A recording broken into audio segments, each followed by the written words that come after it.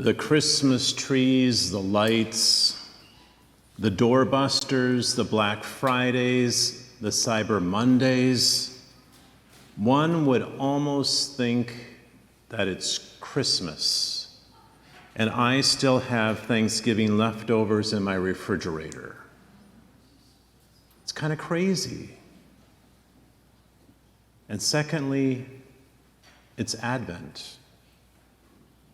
Advent, it's a word that means coming, but preparing for Christ to come doesn't mean Black Fridays and tinsel all over the house either. During Advent, we certainly anticipate our celebration of his birth, but that happened already.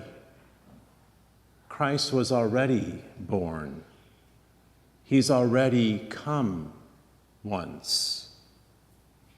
So now in Advent, we don't look for Christ's birth, but we await his second coming on Judgment Day.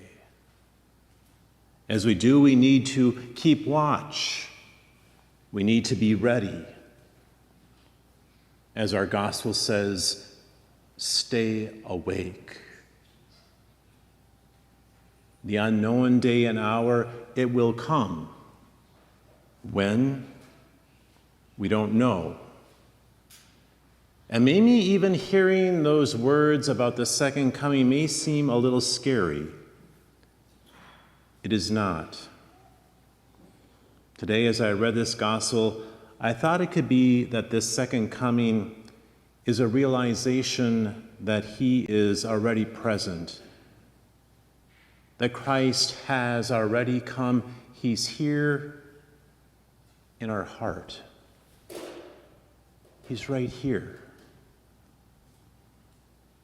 Could stay awake mean be mindful? Could stay awake be to us be mindful of his presence in order to recognize that Christ isn't somewhere out there? He should be right here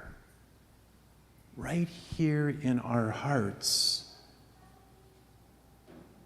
By staying awake, we get to witness day in and day out how Christ is working in our lives, how Christ is there in those good times, how Christ is there in the bad times.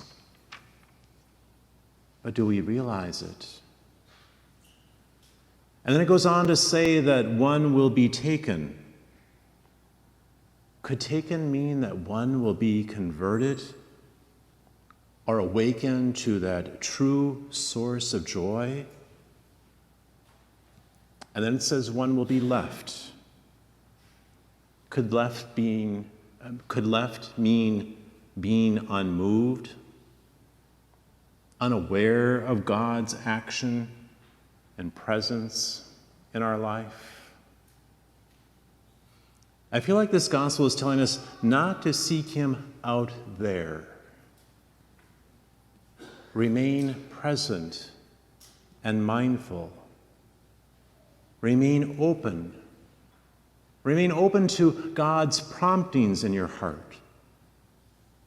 Be open to God's truth. Be open to trusting in God. I recently read words from Father Keating that have kind of stayed with me and helped me to even trust more. He simply said, "Let what's happening happen."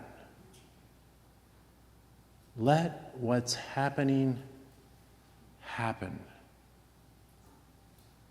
That takes trust.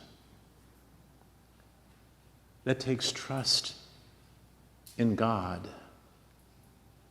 knowing that he's there. Let what's happening happen. His plans are way better than our plans. We'll get it eventually, but we have to remain open to his life and to his love. Surrender and trust. But when will we arrive? The truth is, we never arrive in our spiritual journey because we're always a work in progress. As long as we're alive, there should constantly be growth. There should be constant awareness. There should be constant trust. Jesus tells us so when he says, "But of that day and hour, no one knows." 2 steps forward, 1 step back. We make some progress, but it's almost as if we're always beginning again. But isn't that what our spiritual life is about? Conversion, change, confessing, reconfessing, confessing again, and beginning again to follow Christ. We'll arrive when we pass out of this life, and of that day and hour, we don't know. In the meantime, Jesus tells us, stay awake. Be aware.